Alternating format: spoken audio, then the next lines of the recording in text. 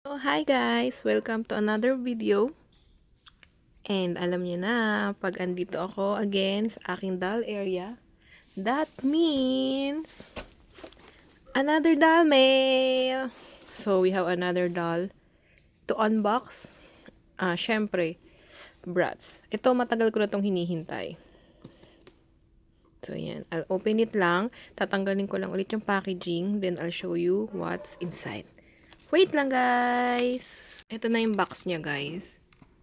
And again, this is from Amar and Kyrie Mart.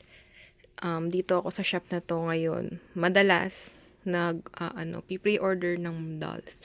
Lalo na Bratz. So, open ko na tong box and I'll show you kung anong Bratz to. Ayan, na-open ko na yung box.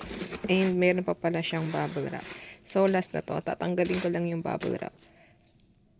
And here's Chloe. This is yung Scorching series ng Bratz. I decided kasi na i-complete tong series na to.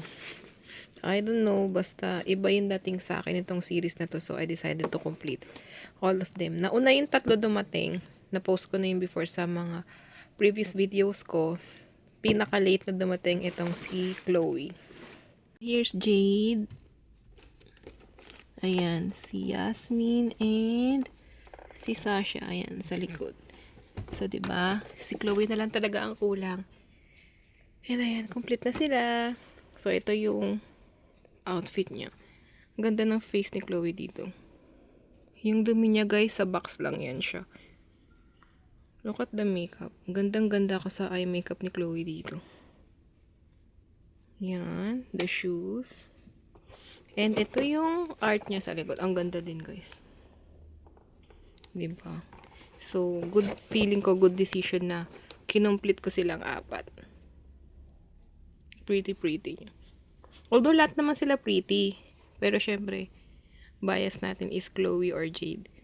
Ganda talaga ng face niyo.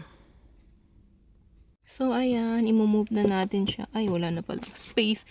So, ayan. Iuusog ko na naman siya para kasama na nila si Chloe. And that's it for today's video again, guys. Parang wala pa. Ayun, may isa pa akong pending na dal na darating. So, di ko alam kung masusundan pa siya. Basta meron. Meron ako ulit parating na for unboxing. That's it for today's video, guys. Until next video. Bye-bye, guys.